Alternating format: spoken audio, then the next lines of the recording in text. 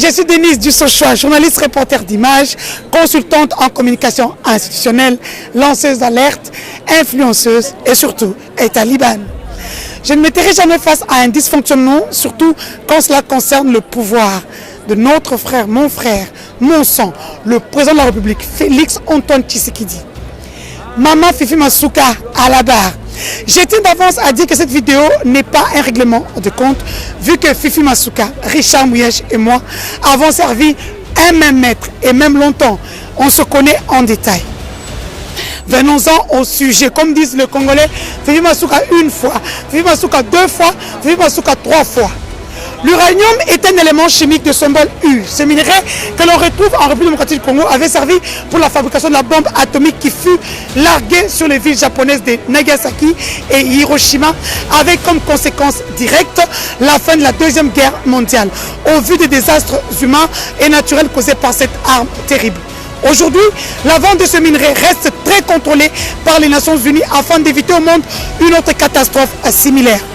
Ainsi, les pays qui en possèdent sont très surveillés à la loupe. Par exemple, lorsque les Américains, le 6 août 1945, avaient lâché cette arme nucléaire à laquelle on accordait point une telle hécatombe. Ce minerai est très dangereux, se retrouve dans notre pays, dans la province minière du Lualaba, essentiellement considérée comme d'ailleurs une zone plus minière. Qui ne connaît pas le différend qui oppose la Corée du Nord et la communauté internationale pour l'enrichissement de son uranium en degré de nuisance alors qu'elle s'apprête à fabriquer des armes nucléaires. Bref, l'uranium est un minerai qui ne doit pas être mis en exploitation sans contrôle. Et voilà que surgit un certain Rudolf Bondomeki, conseiller économique et financier de Madame le gouverneur intérimaire du Lualaba, Fifi Masuka, qui a fait de fortes révélations selon lesquelles 17 camions pleins de ces minerais interdits seraient interceptés par les services de sécurité lors de la visite du ministre des Finances et inspecteur général des Finances, alors que ce convoi s'ébranlait vers une destination inconnue. Déclaration qui a mis la puce à l'oreille de la communauté internationale sur ces minerais hautement sensibles pour la sécurité planétaire et qui obligerait à l'État congolais de fournir des explications irrélatives au risque d'être mis sous embargo. Selon certaines sources dignes de foi, ces propos très graves sur la présumée sortie frauduleuse à bord de 17 camions de l'uranium seraient planifiés et boutiqués dans les cabinets et entendez du gouverneur du Lualaba pour se décharger de toute dénonciation sur le pillage des minerais congolais contre leurs adversaires politiques, notamment le ministre provincial des Mines, Jean-Marie Chizainga, qui d'ailleurs dépouillé de tout pouvoir depuis l'avènement de Madame Fifi Masuka à la tête de la province en remplacement de Richard Mouyej. Et que ce camp Masuka voudrait à tout prix couler et s'en débarrasser pour confier ce poste à un membre du clan Masuka ou quelqu'un de son obédience. Voilà une situation qui risque d'entacher les relations diplomatiques de Félix Antoine Tshisekedi Tshilombo avec la communauté internationale, visant à anéantir ses efforts d'ouvrir la République démocratique du Congo au monde.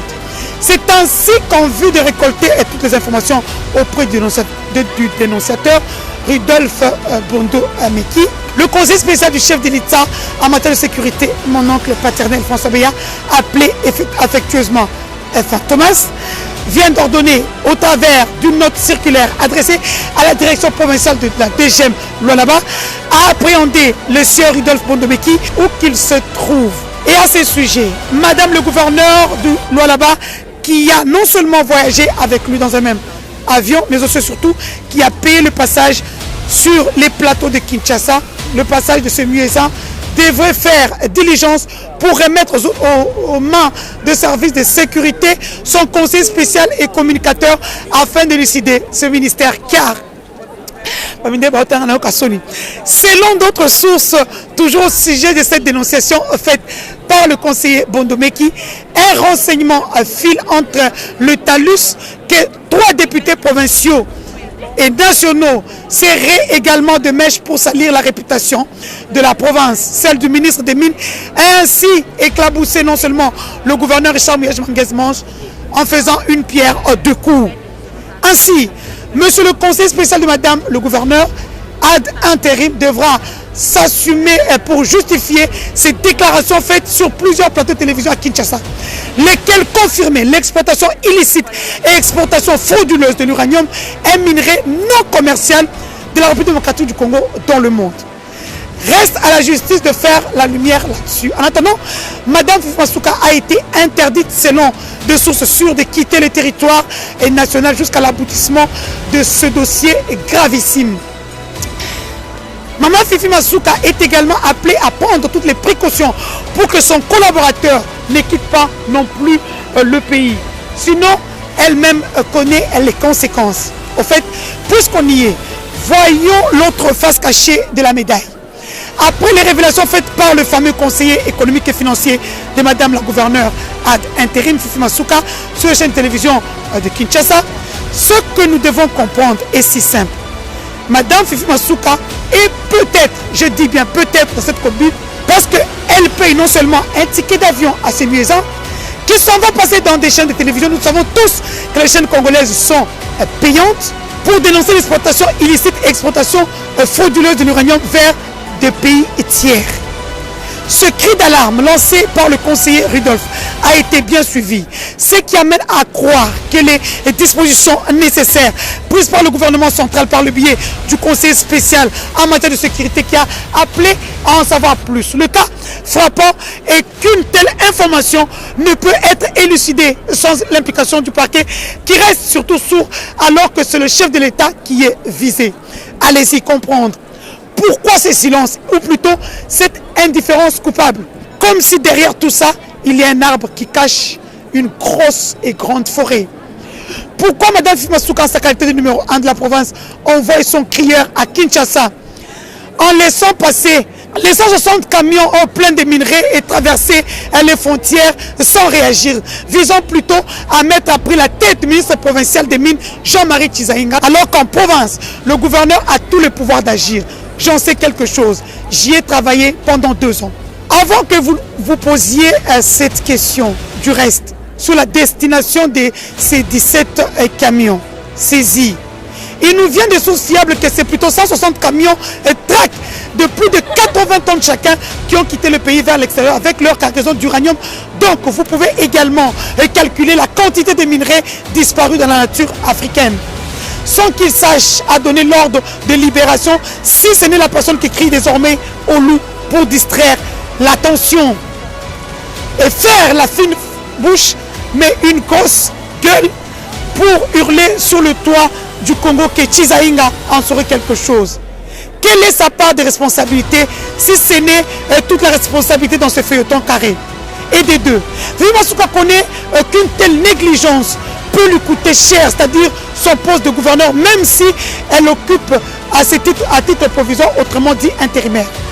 Dès que l'information fait traîner de poudre jusqu'au sommet des institutions nationales, surtout, et internationales, a-t-elle à y gagner quelque chose comme diaboliser Mouyej, faire condamner sa bête noire désormais Chizaïnga, devenu très populaire depuis l'absence de Mouyej dans la province du Lualaba, à qui elle a dépouillé tout pouvoir vu que c'est elle qui gère désormais le ministère des Mines. J'ai les documents à l'appui qui les présentent. Enfant docile du roi aux mains propres uniquement, je voudrais vous éclaircir sur le fait que Mme Fifi Masuka est propriétaire d'une coopérative Komibakat qui exploite à ce jour plus de 10 carrières minières officielles, sans compter des carrières de très proches de...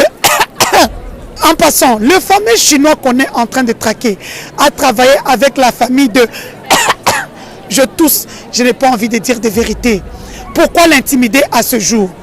Je peux vous confirmer que les 17 camions appartiennent à ce fameux Chinois qu'on appelle Soleil, Monsieur Yuan.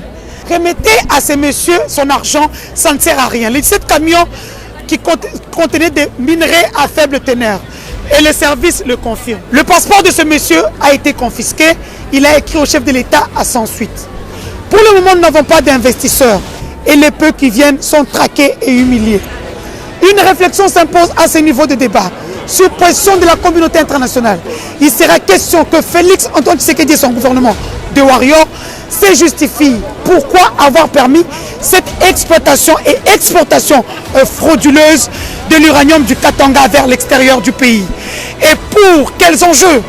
Si Rudolf a dénoué 160 camions en lieu et place des 17 pleins connus de ce minerai étant convoité par les multinationales afin de faire des chiffres d'affaires mirobolants, qu'on nous explique aussi pourquoi les États-Unis, l'Union européenne, la Grande-Bretagne, le Canada, la Russie, le Japon et la Chine tiennent à savoir pourquoi justement cette explication de l'uranium du Katanga pendant cette période. L'anguille est sous la roche, il est vrai. Mais le jour où cette anguille se décidera de se dérouler de la roche à la recherche de la nourriture, c'est alors en ce moment précis qu'elle tombera dans le filet du pêcheur. Et l'anguille sera bien grillée, puis plongée dans une soupe bien assaisonnée et offerte sur un plateau comme un repas copieux à la famille du pêcheur. Les choses commencent à se dessiner et je vous le dis, prochainement je ferai des révélations, des choses encore plus fouillées que celles tissées en amateur par le communicateur personnel de Mme Fifi Masuka. Je veux tout de suite dire qu'il ne s'agit pas là d'un acharnement quelconque contre Mme Fifi Masuka. Numéro 1 du là-bas, sur la raison qui a milité pour libérer les 160 camions pleins craqués de ces minerais sensibles et interdits. L'avenir est donc incertain pour certaines autorités au niveau de la province et même au niveau national. Chaque chose a son temps. Suivons la ligne du temps et la tournure que prendra ce feuilleton car beaucoup de choses restent encore cachées dans les tiroirs des décideurs. À l'instar de Mme Fifi Masuka qui pourra peut-être passer aux aveux, on ne sait jamais, et dire la vraie vérité. Mais aussi et surtout, qui est sa couverture pour faire les choses avec autant de calcul, autant de zèle. Le président Félix Tshisekedi est en danger et je vous le dis, le Lualaba ne nous sera pas acquis en 2023. Elle nous ment en nous regardant droit dans les yeux. Et comme on le dit en France, ça va à se savoir. Le temps est le meilleur ami de l'homme. Il met le roi sur son trône et les clowns au cirque.